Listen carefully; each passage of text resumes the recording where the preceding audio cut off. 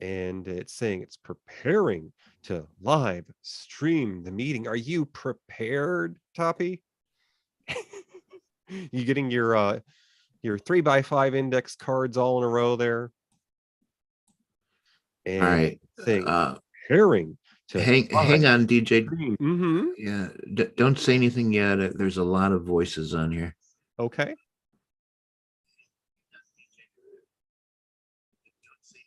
Okay, we're streaming. Excellente. So, without further ado, I'll get this underway. All right, everybody, take your seats. Tonight's a very special episode. We are dedicating it to educators and to literature, and we'll get more into that in a sec. Welcome to the beautiful historical Marionette Theater. Please take your seats. The show is about to begin in just a moment or so. So enjoy this lilting intro and, well, make sure you're all tucked in there and no one's going to trip coming down the aisle. Did you say lilting? Sure. Lilt away, lilt away. Lilt. Well, good evening, Mr. Smelly. Can you believe it's October? Not really. No, I can't. Time has ceased to have any meaning for me. I don't know. Well, the good thing about that Halloween candy is it has a really long shelf life. I think I saw Gertie dusting off the tote as she was bringing it up above the snack bar there. No, seriously, who would know if candy corn was 6 months old or 5 years old? There's no way to tell. I know, I think it was last year we shared a bag of the more of the trick than the treat with you there, that candy corn that came out with Thanksgiving flavors. Yeah, I remember.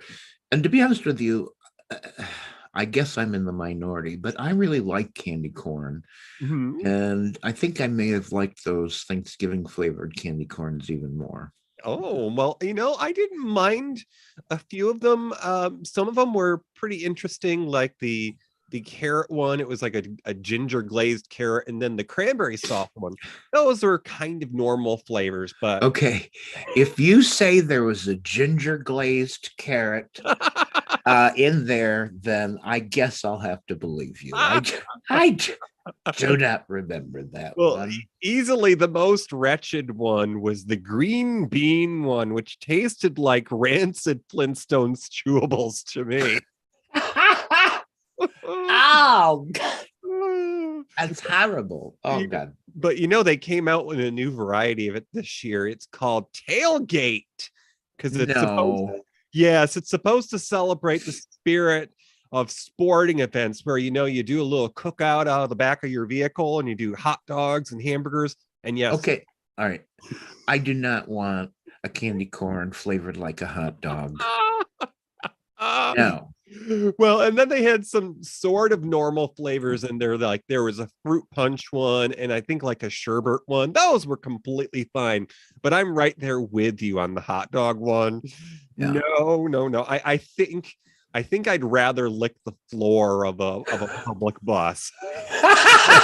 Ooh, that's saying a lot right there. Well, speaking of public buses and licking things inappropriately, our senior showgirl was pretty excited about tonight's film because it's full of leading ladies. Are you in the house, Madame Gertie? Yeah, I'm here. Tonight's a chick flick. I'm really excited.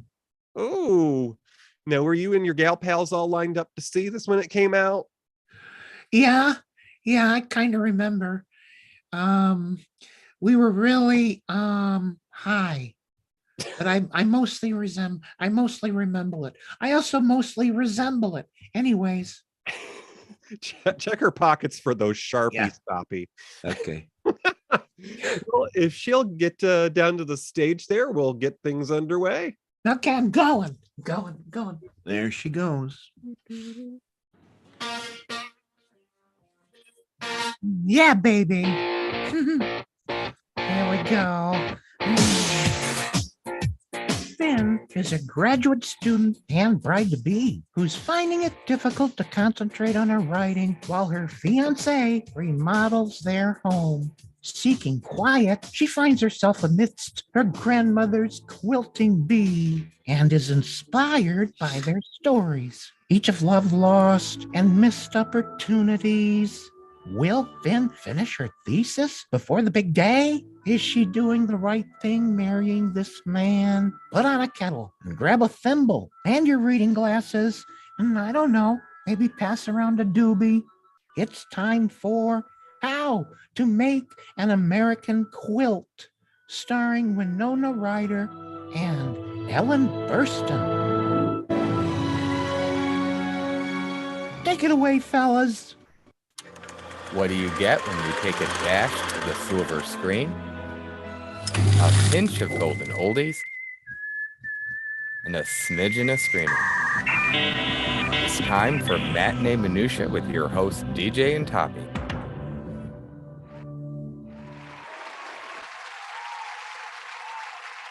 Hey, Toppy, I'm going to tie in the trivia right away. What does the leading lady in tonight's film have to do with this season's opening theme?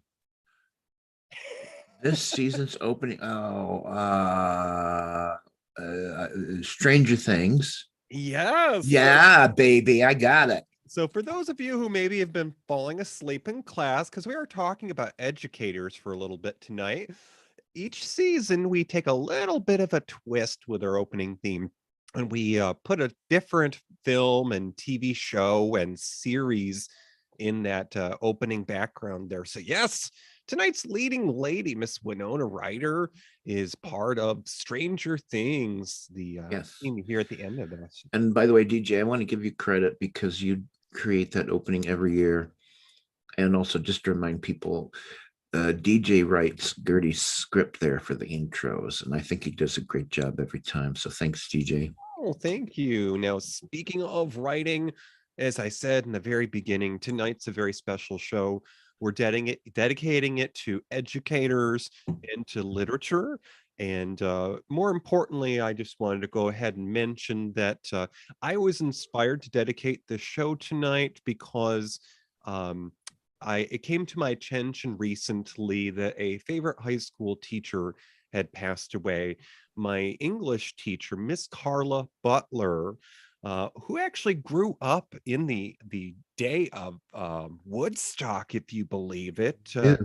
I was very fortunate that several of my school teachers growing up are people who had lived through interesting times and had been places. I had several teachers who had actually even been in the Peace Corps and had traveled overseas as part of it. But Miss Carla Butler grew up during the period of Woodstock, and she attended a school that I had tried out for a little bit. I sometimes call my neck of the woods the Haystack. It's a part of New York State that's close to the border of Pennsylvania, south of the Finger Lakes. Where I attended school was a place called, or at least for the first semester, I wasn't a very good student, people.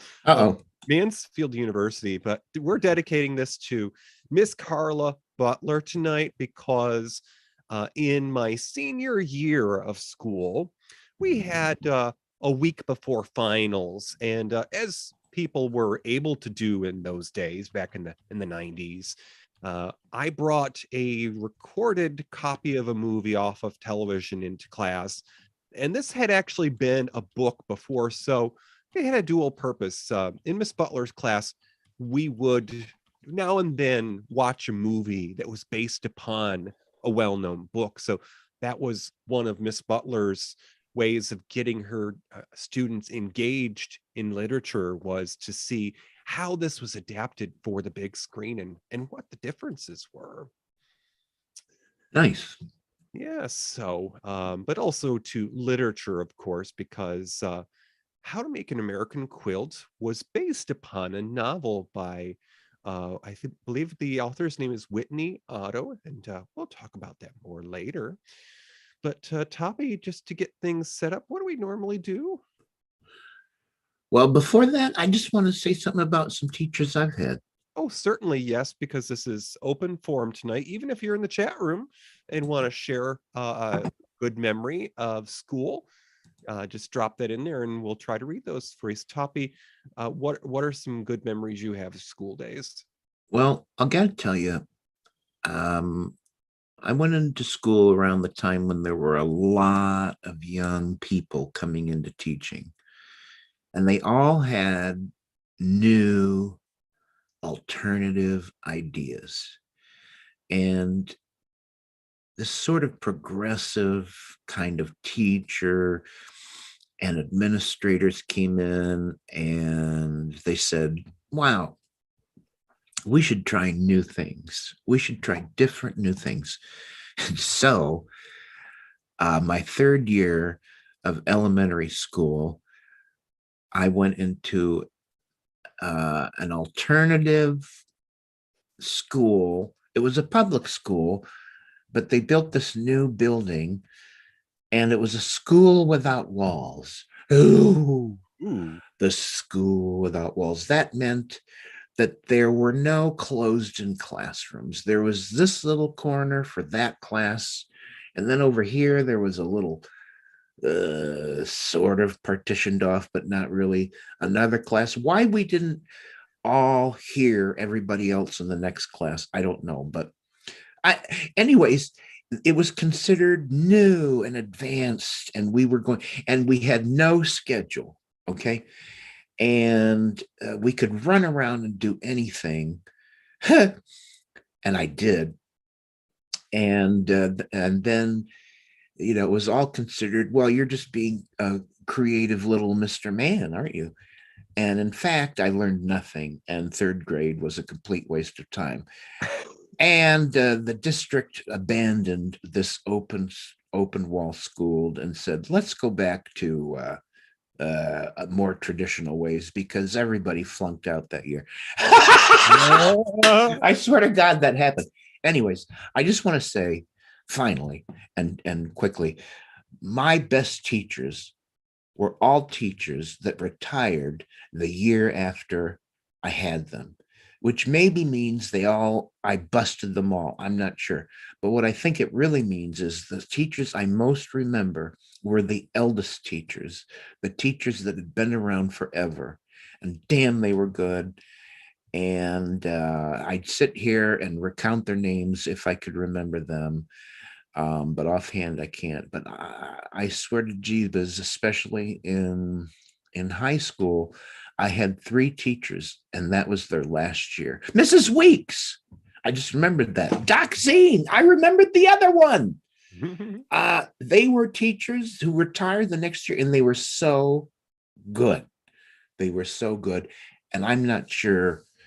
Anyways, they were the best of their generation. So I'm really happy that I had some really good teachers. The end. Well, just to add on that, aside from my favorite English teacher, Miss Butler, one of my favorite subjects in school was history. And that's because one of my favorite history teachers was Mr. Crane. And he had been in the Peace Corps, and he was gifted at teaching geography. We used to get those pop quizzes where he'd hand out a map and you'd have a continent and the borders for the countries, and you were supposed to label the names of the countries as they were at that time. So I always found that to be interesting, and it probably didn't hurt that Mr. Crane looked a little bit like Tom Selleck, but hey, and I'm the All right. those were different days. All right. Well, Maren Gertz just came in and said, sorry, guys, really count to 10 tonight. I don't know what that means. I think she's just saying she's going to bed early and have a good show. So I think she just stopped in to say hi. Thank you, Maren.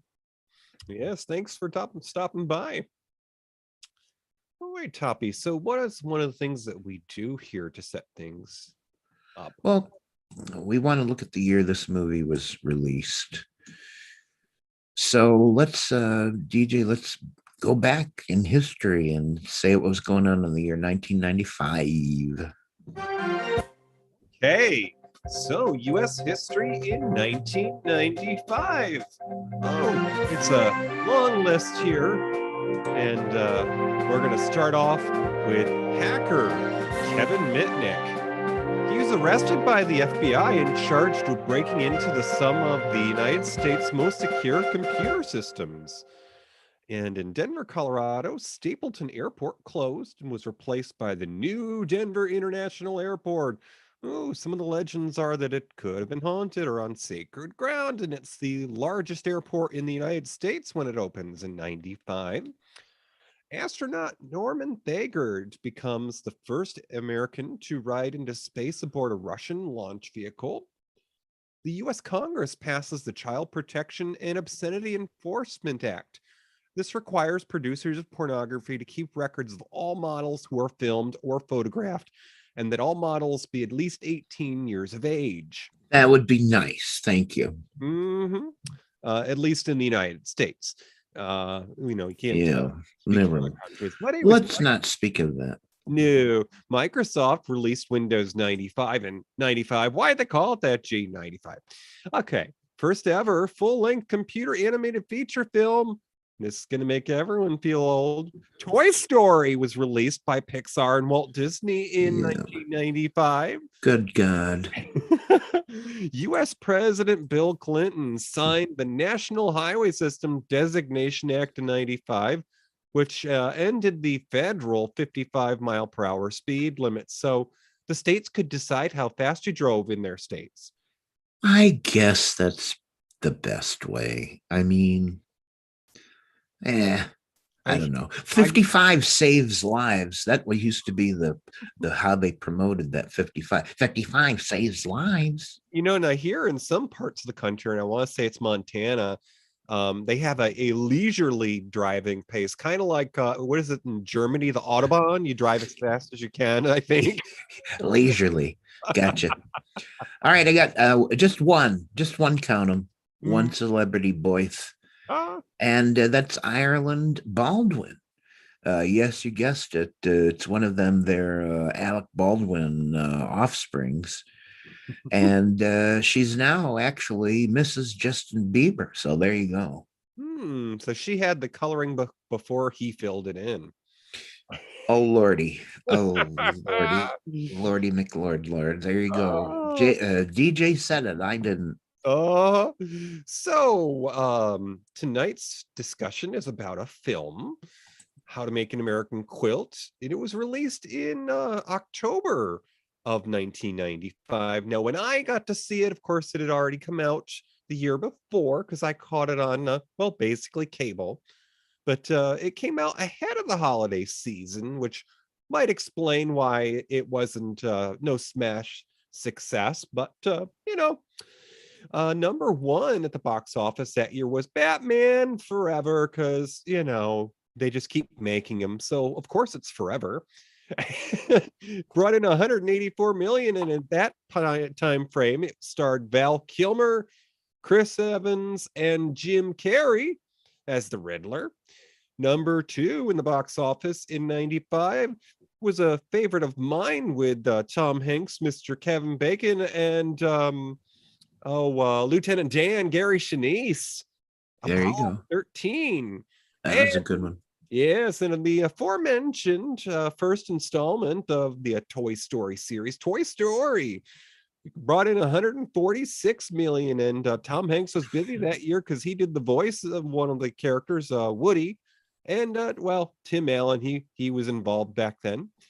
So, How to Make an American Quilt? Because it's one of my favorite films.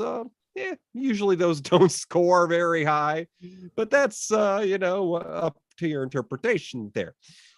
74 is where it hit in the box office, like I said, because it came out at the end of the year, so you don't really have a fair chance of making it for that year. But the movie that did one better than How to Make an American Quilt, to put things into perspective, was a film with Denzel Washington and Russell Crowe called Virtuosity. Yeah, a movie nobody remembers. So.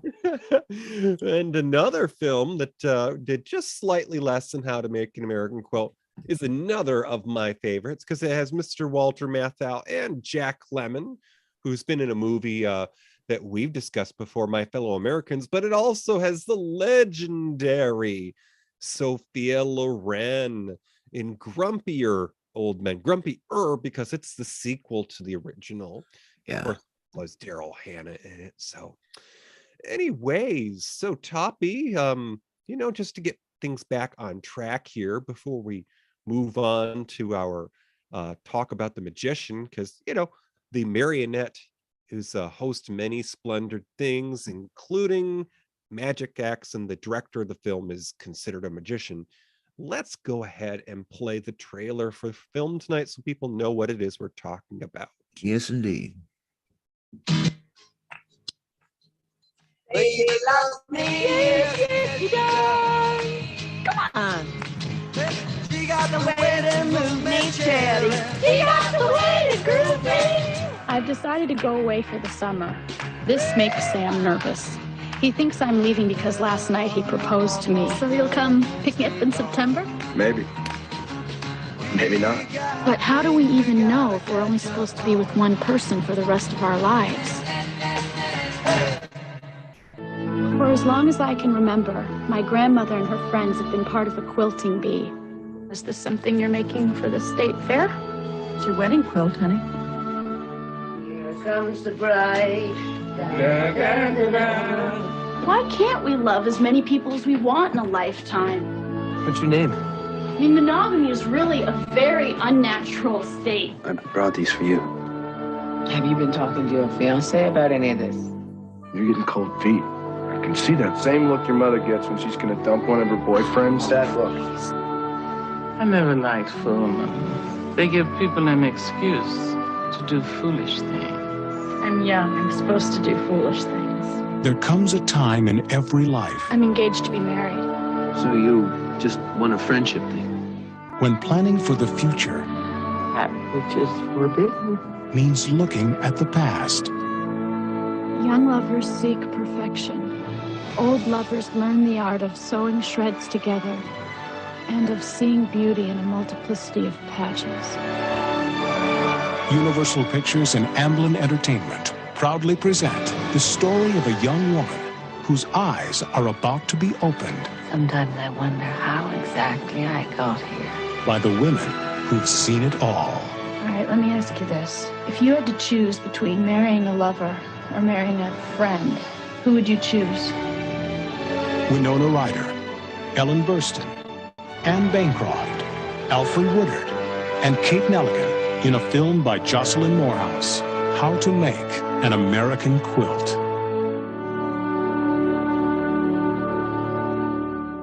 My goodness, if that alone is not enough to get you interested, I don't know what could.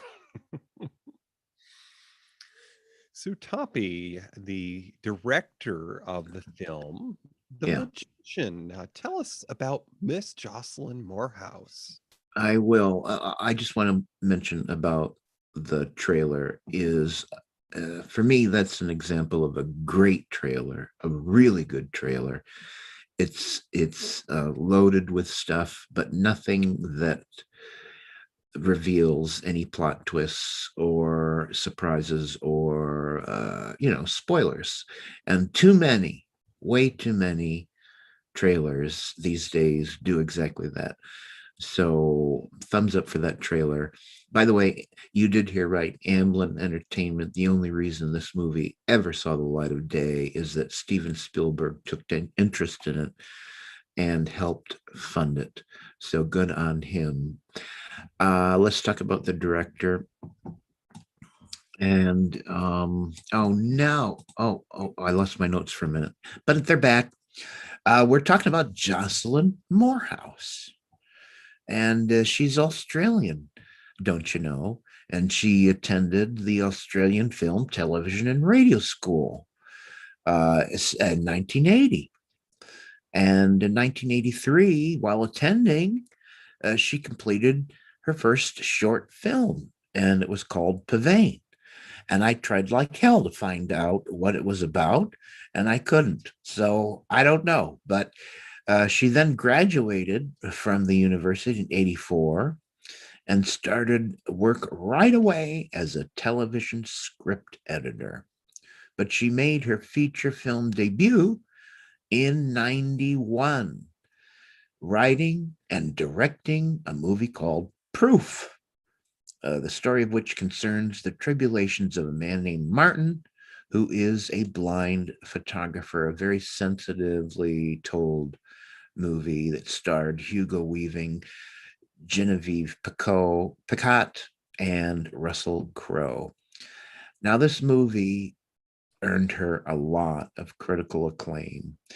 In Australia alone, it won 6 Australian Film Institute awards, including Best Screenplay and Best Director. Hey, how can you do better since she wrote and directed it?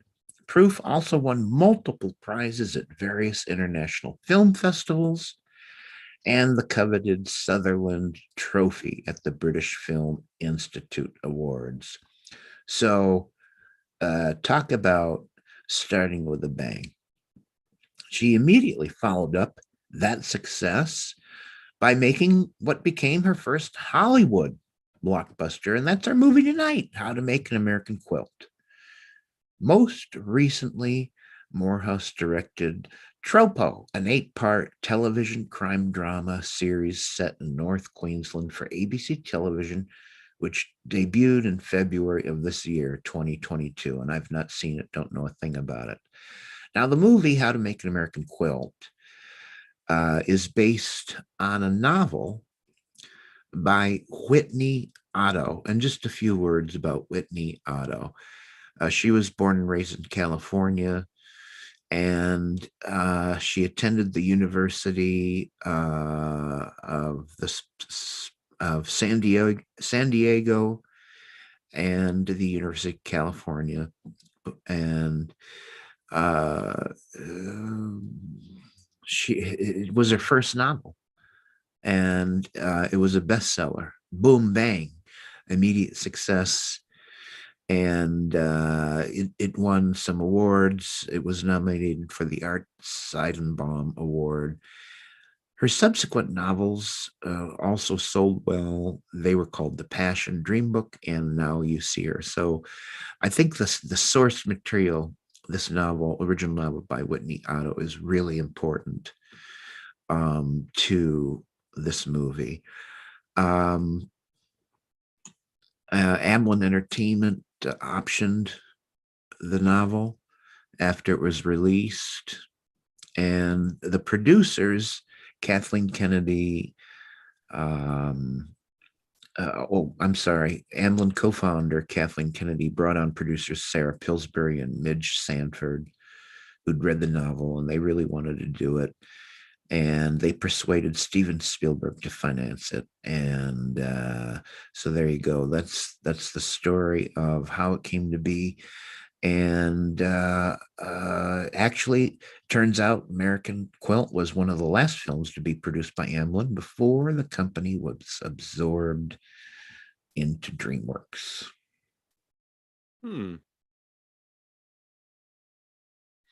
Okay. And a little caveat here is if you pay attention to the film, there is a cameo role because this film is peppered with lots of leading ladies. Oh, Lordy. Let's just mention them right now, okay?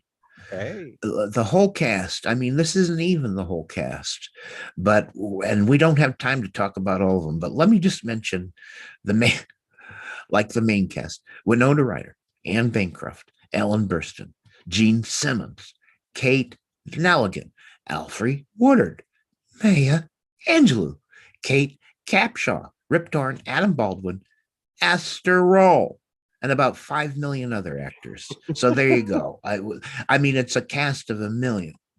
And even the big boss Steven Spielberg got his wife in on this film. Really? Yes, at the end of the film, and this is really not a spoiler because you see the film and you're waiting until basically the end, which, because Finn is a woman waiting for her wedding day as she writes her graduate thesis. We're waiting for the wedding day. And of course, who's going to show up before the wedding? Dear old mom. And Steven Spielberg's wife, Kate Capshaw, plays the golden locked mother of Finn. And of course, some of you may not realize who Kate Capshaw was, but in the 80s, there was a really great movie starring Leah Thompson, who was Marty McFly's mother in Back to the Future. Leah Thompson, of course, is a director these days, but she was in this film called Space Camp, and Kate Capshaw played the wizened woman astronaut who was tutoring these kids arriving at space camp. So that's the last time I saw her up until this little cameo in How to Make an American Quilt. So, all right, Toppy, we are at about the halfway mark in the show. So we're going to step on over here where Madame Gertie is carving the pumpkins. Because, you know, we're going to make some jack-o'-lanterns and other spooky faces. All right, and I want some good and plenty. Oh, some good and plenty. All right. And for your listening enjoyment, we have an interview with star of the film, Miss Alfre Woodard, who just in a year from this film would be in one of my favorite films, Star Trek First Contact. She's the, the mad scientist, sort of the inventor's assistant, Lily. And she is being interviewed by Dallas Morning News host extraordinaire, Miss Bobby Wyant. So strap on your headphones and listen to this interview. You're playing this character, the daughter, Maya Angelou. And did you know her before? I met her twice before, but I didn't know her at all. I met her really on extraordinary occasions. I met her at the inauguration in South Africa, and I met her again at a state dinner for Miss Mandela. So each time was very official times, and I chatted with her a bit, and I never thought I'd be able to sit and really dish with her all day and all evening. So it was good. What was it like, or what are the things that you two would talk about? Let's just say occasionally she would say something very profound that I could use in terms of being a woman in the middle of my life and having children and working. But mainly it was sort of funny, bawdy things. That's a whole other program, isn't it? Your character in the book, is she quite the same as she comes across on the screen? I think so. Of course, with 7 storylines, you don't get everybody's story completely on screen. We did shoot a lot more. So what you see actually in the final cut are snippets of Mariana. We did shoot more of the story, and there's even more of the story in the book. But she is, I think, down the line. Hopefully, what I'd like to do is I like to let the writer, whether it's the playwright, deal with the drama. So when I'm interpreting a character, I think most people think of getting through a day. So there's probably a spin, although I do dramatic things, or there's a bit of a spin in terms of lifting it to that person's sense of humor, or just the ability to glide in a day. So some people might say that she's not as tragic as she seems in the book, but that's my interpretation of it. I don't think she is tragic. Maya is an actress, has acted, but has she ever acted in a film? I'm trying to remember. Yes, she was in Poetic Justice for John Singleton. Remember? All right. Yeah. All right. And I don't know about others. I'm sure she has, because she's just been so many places and done so many things. Actually, you know, she actually went to the Swedish School of Cinema. She's I don't know what she hasn't done. You know, she's just the most extraordinary woman, isn't she? She is. Just so extraordinary, and in every way. I mean, her talents just range from, you know, political to the most sensitive kind of poetry. Well, she also played for me blues songs that she's written that I think we're going to be hearing an album of blues songs soon. What is left for her? It's good to see you again, Alfred, and congratulations to you. It's just a beautiful film, and your participation in it is one of the beautiful performances in this picture. Thank you. How to Make an American Quilt. Yeah. Thank you. There you go. DJ usually finds an interview or something for this spot. DJ, we've used this interviewer before, and she tickles me so much. Now, one of the things you got to know briefly is that these seem to be unedited. I don't believe this is how she presented her material on TV after it was edited, but I think these are before editing. Anyways, she's a trip. What's her name? Do we know her name? I can't remember. Bobby Wyant, and it's spelled a little different than you might think. There's some silent letters in there, but it's Bobbie Wyant, Wyagnt. So you can actually search her archives, because I do believe she's retired from media these days, but many of her most celebrated interviews on television for the Dallas Morning News can be found on YouTube. There you go. Anyways, I just wanted to plug her because some of her, sometimes she just seems a little doofy, but I like her more and more. So we should talk about get right into the cast. Gigi, why don't you start with Winona? Righty. So this is like a great recipe for a soup. We've got lots of peppering here, but we can only manage to find enough time for the big three. So the biggest star on the marquee in this is Miss Winona Ryder, because back in the 90s there, she was the hot young thing. I mean, she played Finn, the lead in this film, How to Make an American Quilt. Now, Winona Ryder was born just 2 days before Halloween, so she's got a birthday coming up here. And she was born in a farmhouse in rural Minnesota to parents of Russian and Romanian Jewish heritage.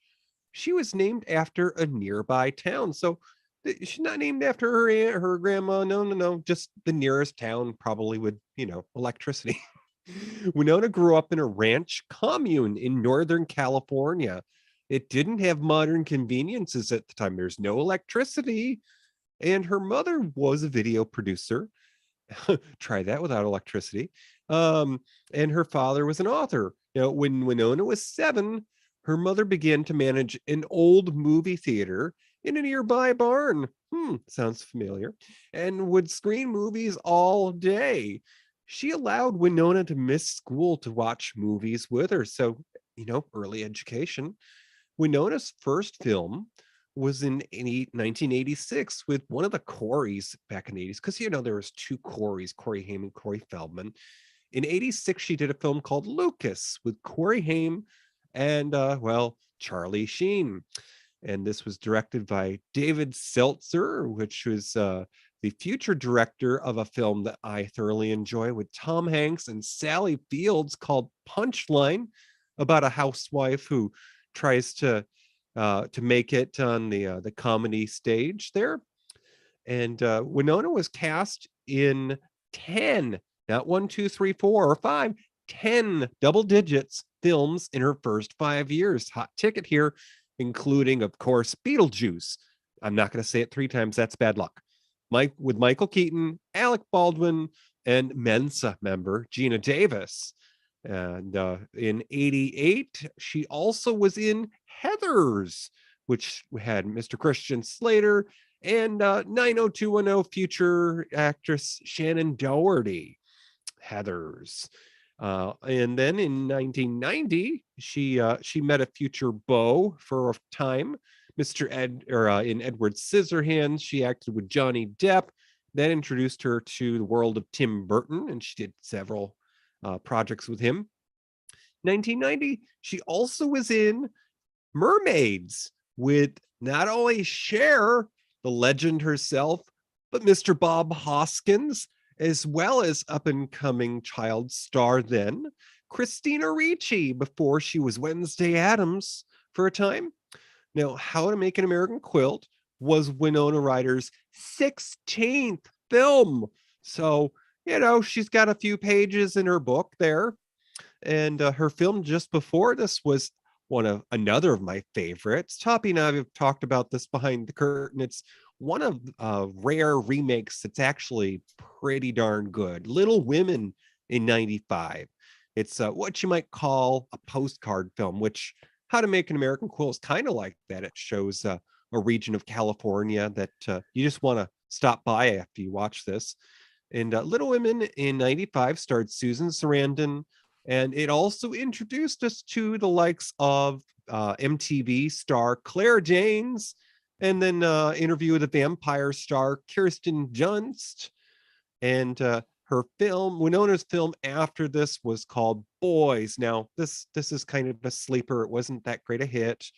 Had Luke Haas, which was a young star who some of you may recognize from Mars Attacks, and with Jack Nicholson. Now, this movie, Boys, was about a girl with an identity crisis who escapes her reality when discovered after a horse riding accident by a boys' school student. Winona Ryder would appear in 7 films over the next 5 years, including Alien Resurrection.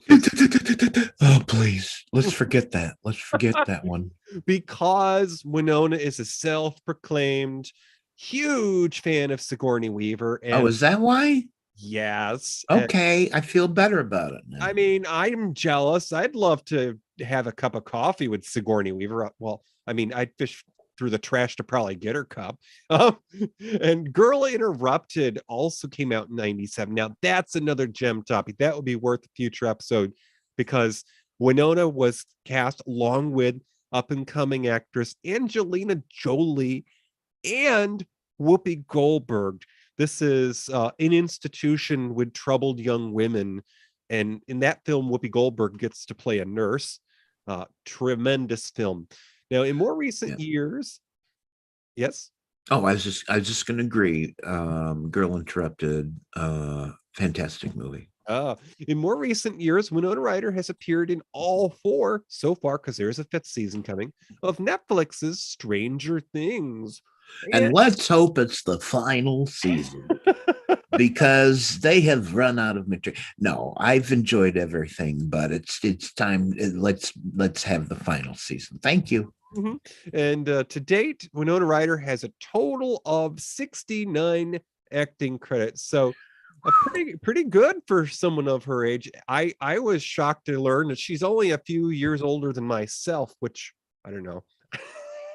Well, takes into perspective. I'm not sure what that means, but no, it's fine. Let's talk about Ellen Burstyn, one of the senior members of the cast, and she played Hi, short for Hyacinth. She was born in Detroit, began acting on TV in the 60s. She graduated from Detroit's Cass Technical High School, and she went to Texas afterwards to model, and then on to New York as a showgirl on the Jackie Gleason Show. That was 1952. Oh my God, I'd give anything for a clip of Ellen Burstyn as a showgirl in 1952. From there, it was on to Montreal as a nightclub dancer. And then, by the way, I guess, I'm not sure if any movies featured her singing and dancing and stuff, but, that's her background. But then came Broadway in 1957, and she made her debut in Fair Game. And by 63, she was appearing on TV in television shows like The Doctors in 63. Her first film role was in a supporting role in a movie called For Those Who Think Young. That was 1964 with, get this, Paul Lynde, Bob Denver, and Tina Louise. Oh, who doesn't want to see that movie? Because, anyways, but her first significant Hollywood notice was that same year, and it was for a role she did in Goodbye Charlie, an American comedy film. But her big break, her next big break, and it was big, was when she was cast as the female lead in The Last Picture Show. That was 1971. Peter Bogdanovich directed that, and it's considered one of the all-time greats. For this role, she did receive nominations for the Golden Globe and Golden Globe and Academy Award. Next, she co-starred with Jack Nicholson in The King of Marvin Gardens. That was 72. She gave a chilling performance. Then, oh my goodness, who can forget her role as the mom in The Exorcist in 73. She was again nominated for that role for the Golden Globe and Academy Award. In 74, Martin Scorsese did a movie called Alice Doesn't Live Here Anymore. Later on, it became a TV series with Linda Lavin, but we don't want to talk about that. The movie is good. I'm not sure about the sitcom. Kiss my grits. Anyways, she won an Oscar and the BAFTA award as Best Actress for Alice Doesn't Live Here Anymore. That same year. Yeah. I was going to say, I remember Alice Doesn't Live Here Anymore. Who cannot remember that after you see Chris Christopherson in that state? Oh, boy. He was in his prime. Looked good. Yeah. By the way, in 78, she was in a I'm sorry, 74. Let's go back to 74. She was on Broadway once again for a play called Same Time Next Year. She won a Tony Award. How incredible is that? And in 78, she won praise again and award nominations for her performances in the film version of Same Time Next Year. And she was opposite Alan Alda in that. What a great movie that was. I've never seen the play, but it's amazing. She got into some TV movies, and she got Emmy nominations. She did her own television show. God, Jesus, I don't remember this. It was called The Ellen Burstyn Show. Can anyone tell me anything about it, chat room? The Ellen Burstyn Show in 86. What the hell? I never knew. She continued doing TV movies through the 1990s. She was also in supporting roles in movies like The Cemetery Club, and 93. And then, of course, the movie we're talking about tonight, How to Make an American Quilt. She was in The Babysitter's Club. She was in The Spitfire Grill. And she was the first woman president. Get this, first woman president of Actors Equity. How about that? How to Make an American Quilt was her 43rd movie. More recently, you would have seen Ellen Burstyn in the Showtime series, The First Lady as Sarah Roosevelt. And to this date, Burstyn has 162. I say again, 162 acting credits. Oh boy, I'm waiting for that book to come out. Yeah. So wait a minute. Wait a minute. Someone's put in an ivory soap snow. Is that her? Is that why that's in there? I believe so. I just typed in her name, and that's one of the things that came up. So I think that is a young Ellen Burstyn. Yay. And of course, Toppy's talking about our Discord chat room. Now, you can, of course, participate in it yourself if you go to matineeminutia.com and click on that little symbol that looks like a game controller. It says Discord, because that's how people interact these days. The kids, they play their games and they get in a chat room and talk to each other. You can put pictures in there too. It's pretty cool. Check it out. Yeah. And please do. We do this every first and third Friday night at 9 p.m. And you can participate. You can get in here. You can get in the chat room, and you can talk to us, and you can post pictures.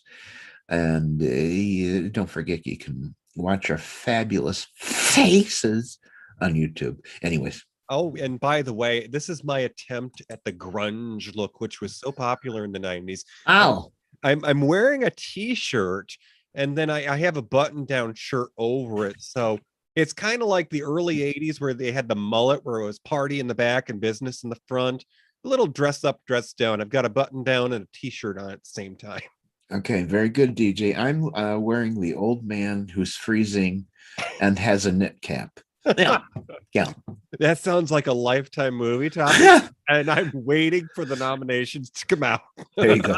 Why don't you tell us about Alfre Woodard? Oh, because we had to pick someone else to talk about, and it was really pressing, folks. I couldn't tell you.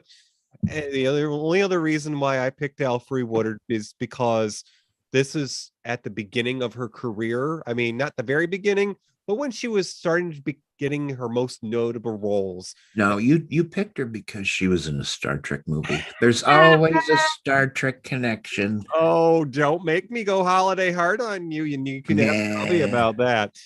So, Alfre Woodard played Mariana, who was Maya Angelou's daughter in the film How to Make an American Quilt. She traveled over to Gay Paris, so she'd seen a little bit of life in the romance. Alfre Woodard was born in Tulsa, Oklahoma, so America's heartland. And her first role was in the PBS movie in 1978, The Trial of the Moke. And this was about West Point's first Black cadet graduate.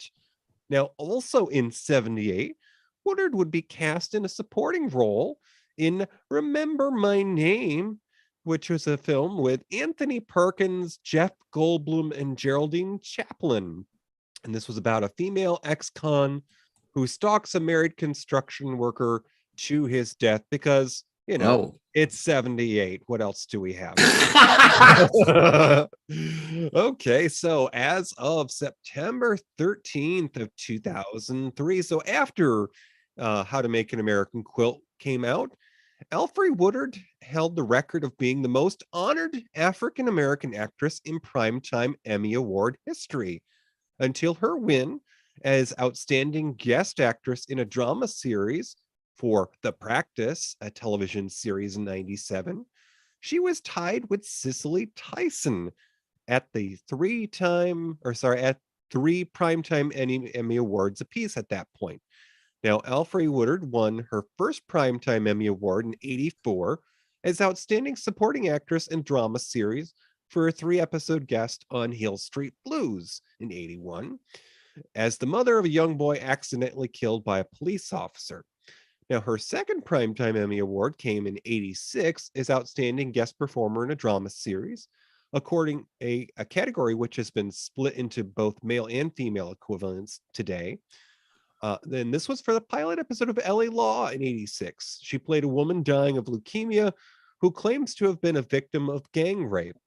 Now in 97, so whoa. Yeah. Okay, that's a heavy TV movie. That's a lot of layers there. Now in 97, so just a couple of years after How to Make an American Quilt, Alfre Woodard won her third Primetime Emmy Award for Miss Evers' Boys. And it was against stiff competitions from the likes of Meryl Streep, Glenn Close, and Stockard Channing at the time. Now, in more recent years, Woodard has starred in the Netflix series Luke Cage from 2016 until 2018. It ran for 23 episodes. And in 2022, she has a supporting role in BET's historical fiction miniseries called The Porter. And this is about the first Black Railway Workers Union. And to date, Alfre Woodard has 129 acting credits. So yeah, DJ, I gotta say, I don't know. In my mind, she has such a well-rounded output of projects she's chosen to engage, and she's not afraid to do science fiction. She's not afraid to do TV or a Netflix series. And she just seems to be looking for those roles. And she still seems to be a really hungry actress. So I really, really admire her. And we've got a quote from her. Why don't you read it? This is a quote from Alfred Woodard. Yes. So I come from a full house of storytellers. If they wanted to simply tell you about someone pouring the tea, it would take about 10 minutes. They would act out all the parts. I had to kind of jump in there because, as the youngest, if I wanted to get in an opinion, I had to yell and jump and really participate. In addition to participating, I was also observing. I think an actor really has to be an observant person, not necessarily remembering the facts, not observing that way. Interesting. Well, TJ, I can tell you, this was a wonderful movie. I totally recommend it. I'm so happy I saw it. I'm so happy you recommended it. Where did you catch? You told the story that it was shown when you were in school, and was our recent review like the second time you saw it? I've probably only seen it a handful of times. This is a film that you don't have to be in a mood necessarily to see it, but it puts you in a good mood once you've seen it, because you've been filled with all these wonderful stories. It also kind of makes you want to pay more attention to the members of your family, because the older folks in our lives, they've got stories beyond their years. But yes, I've only seen this a handful of times, and the first time that I saw, I recorded it off of television, and I brought it to my classroom. Now, Oh, you were the one. yes, I'm the culprit. I started it. Now, come to find out, this does have a PG-13 rating. Now, oops. That's not necessarily a problem, because in theory, if you're a senior in high school, you should be close to 16, if not a little older. Well, yeah. It But acknowledges the existence of that people have sex. That's about as PG-13 as it gets. and I did grow up in quite a rural conservative school. It wasn't a religious school, but I'm sure that if my teacher had had to get approval for this to be shown in the classroom, might not have happened. Okay, now I get you. This was sort of undercover. This was a little like maybe not approved by the principal. Now, I can't say that that my teacher didn't give me back my copy. I think it was probably more my own youthful oversight, that maybe I didn't ask for it back, or maybe I did get it back and I just forgot. But I would like to think that, given the cast and the nature of this being a novel that was turned into a movie, not only that, but also a movie starring a celebrated author, Maya Angelou, that this movie might have appealed to someone of the ilk of my English teacher. So okay, I like to think she enjoyed it. Well, that leads me want to ask DJ is what possessed you? I mean, okay, you thought I'm going to bring in a movie, but why did you choose this movie? And because it's improbable. I mean, it's not like it's I don't know, a super action movie that everyone would love. What made you? Why this movie? Well, Why? I think, I like Elfrey Woodard in her quote, she was the youngest in her family, and I grew up with everyone being older, so I was always a little different. I think that this also appealed to me at that time, because if you think about when you are in that time frame of your education, when you're a senior in high school and you're getting ready to go out into the world, possibly to college and move away from home, you're at a crossroads.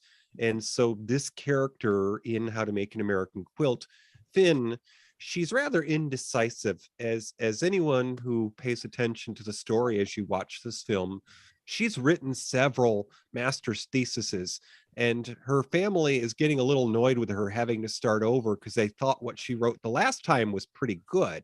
So I felt that this is probably appropriate for someone in high school because it is a crossroads. She's got to make a decision that's going to affect the rest of her life. Does she get married to this man that she's living with? And does she finish her thesis and actually get her degree and make something of her life? And Okay. so she is, of course, also taking notes from all of the women who are sharing their stories because maybe things would have turned out differently for them if they paid more attention. Okay, interesting. Just offhand, DJ, do you remember the conversation you had with this teacher when you said, "Here's the movie I want to show"? And I mean, is there anything there you can recall? I think I remember bringing this in because, again, it was the week before finals, and so you had a choice. You could either study in class because it was pretty much study hall, Yeah. or some of us would sit over in the corner here with the television set that they, brought in from the AV room or whatever. Yeah. And you can choose to watch a film, but it has to be educational. So it had to be literature based. So I think I remember bringing this in and saying, "Oh my goodness, I think you'll like this. I recorded it off of TV. It's got Winona Ryder and Maya Angelou's in it." So that was the selling point. Maya Angelou, good job, DJ. Good job. So that's funny. But this is, for those of you who have not caught this, this is a very much postcard film because you see this beautiful area that the grandmother's house is in. Oh, yeah. And there's all these wonderful memories of these young women growing up, and they're practically in sepia tone hues when the past sequences. Yeah. Yes. And you do get some eye candy. There's an upcoming actor. Oh, good Lord. He was handsome. He was in a Tom Hanks film called That Thing You Do with Liv Tyler. And I'm forgetting the young man's name in it, but me too. All dark and handsome and shirtless because they were at the swimming pool. Yeah, he was always shirtless. I gotta say, I'm so thankful I saw this. It was so loaded with stuff. And this movie did not play dumb. And it did not have a lot of explanation. It just launched into it. And you had to figure it out as you went along because it wasn't expected. It would go from modern times to a past reflection without any warning, and you had to pay attention because you know there were a lot of characters, and the interrelationships between the characters were complex, and it did not try to baby you and explain things. It just went on, and in other words, it was a very intelligent movie and very well made. And it was all wrapped up in that package that these were her grandmother's friends, and they just so happened to be people who spend their time together in a quilting bee. So each of their life stories is a piece of this quilt, which coincidentally, or maybe ironically, is their gift. They're making this as the wedding quilt for the bride to be, the leading lady, Finn. Yeah. So right. So remember, Winona has a fiance, and she's over at her relative's house with all these ladies because her fiance is renovating the home and she just can't write. And so she says, "Oh God, I can't write. I've got to do this. I've got a deadline. I'm going to go over and write, at grandma's house." And what happens while she's there? Well, she meets someone else. Mm-hmm. A really handsome devil. And by the time the movie ends, after hearing all the stories of her relatives and friends and how they got through life and all of their romantic entanglements, she kind of is ready to make a decision about is she gonna fall for this miraculous lover boy, or is she gonna go with her best friend who is her fiance? So I mean, the man's got skills. He's a carpenter. yeah, and he's a bald one. Anyways, no, we got to wrap it up, DJ. There's so much to say about this movie, and we can't possibly get into it all. It's just, I heavily recommend it. Oh, absolutely. And sadly, of course, this is not available on streaming, so you might have to track it down. Now, a quietly kept secret is those gently used places, the thrift stores. They have movies there too. So do a little digging because you might find yourself a copy. Yeah, folks, Billy, DJ's hubby in the chat room, and DJ, they are experts in tracking down these things to get an original copy. I've never seen anything like it, folks. It's like they have a superpower, and that's one of them. Yeah. Well, Toppy, we have walked out here to the lobby, and this is a part of the show we call our snack tray because it's what's in your pockets. It's what's left over when you're done. And we're going to tell we're going to tell our listeners what else they might enjoy if How to Make an American Quilt floated their boat. So yeah, what do you recommend? What has inspired you to pick something that was like this movie? Okay, so this is a film from just a year later, 1996, and it's actually directed by one of your favorite ladies there, Miss Barbara Streisand. Ooh. And stars Jeff Bridges. Now, the story behind this is it's a comedy, it's drama, romance. A shy middle-aged professor enters into a romantic but non-physical relationship with an unlucky in love colleague. I'm going to recommend, if you like how to Make an American Quilt or things like it, that you watch The Mirror Has Two Faces from 1996. Can we say this may be the last thing that we know of that Barbara Streisand appeared in a movie? Well, she did do something a few years ago, and it's probably been more like 10 now, I think, called Road Trip. She plays a mom, but certainly a character of that sort. This is probably the last time she did that. Okay. Well, I'm going to suggest if you liked How to Make an American Quilt, you're going to love a movie called The Joy Luck Club. It was made in 1993. It's an American drama film about 4 older women, all Chinese immigrants living in San Francisco, who meet regularly to play mahjong, eat, and tell their stories to their adult Chinese American daughters who are forced to be there with them.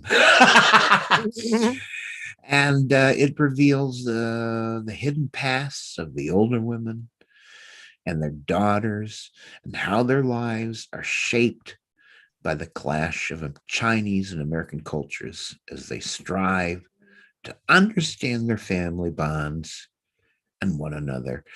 And very much like How to Make an American Quilt, it's women telling stories of their past. So if you like that, you're going to love 1993's The Joy Luck Club, based on the 1989 novel of the same name by Amy Tan.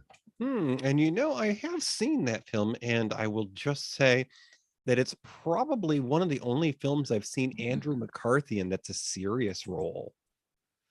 I don't know. Maybe I don't know that name. Andrew McCarthy was the hot ticket in the 80s. He was in Mannequin, and he was in like St. Elmo's. Okay, you don't want to say hot ticket and then say Mannequin.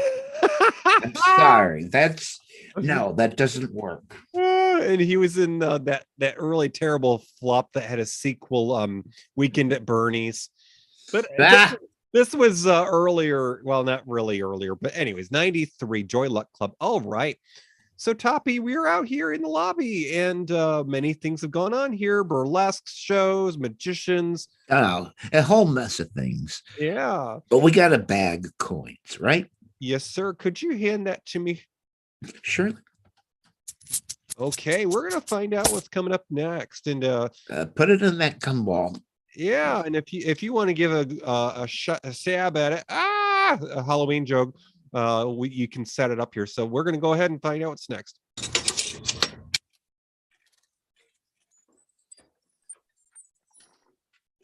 Okay, we'll go ahead and open up that capsule there. I'll help you out here. Oh God, I love that sound effect. All right. Next time, we're gonna show. I'm sorry, I've got a cough. Cough button. Hold on. Edit.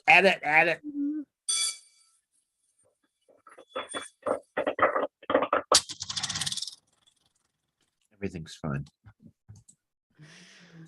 Next time on That Name Minutia, it's a 2021 American drama, written, directed, and produced by Todd Stevens. He wrote that and produced an autobiographical film of coming out. It's called The Edge of 17 in 98.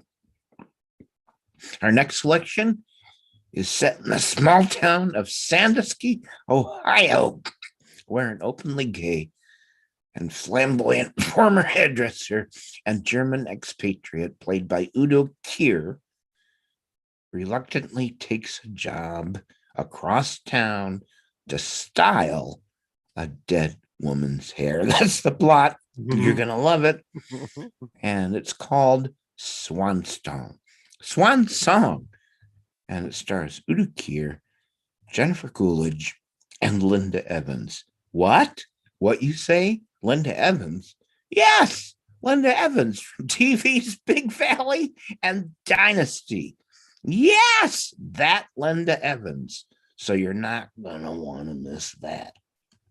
Oh, and we're doing that because the star of the film, Udo Kier, is in October, baby, as was my English teacher, Miss Butler. So, yeah. So again, we dedicate tonight's show to educators and to literature.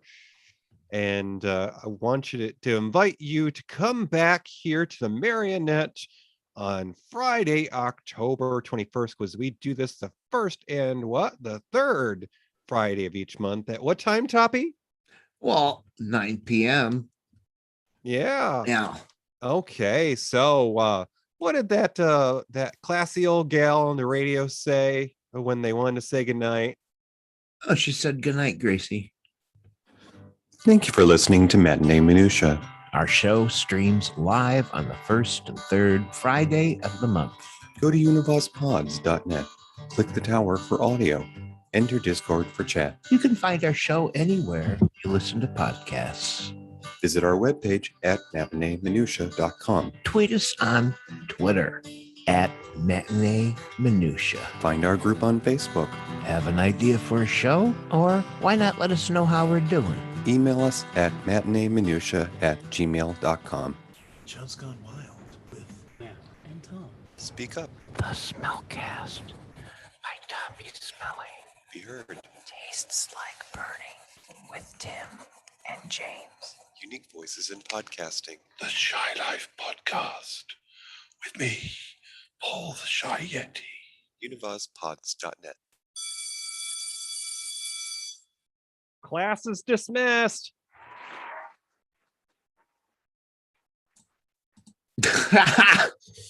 Class dismissed now. Oh my God. The school bell. The school bell. Who doesn't remember that school bell? You know, I'm going to stop the recording. No.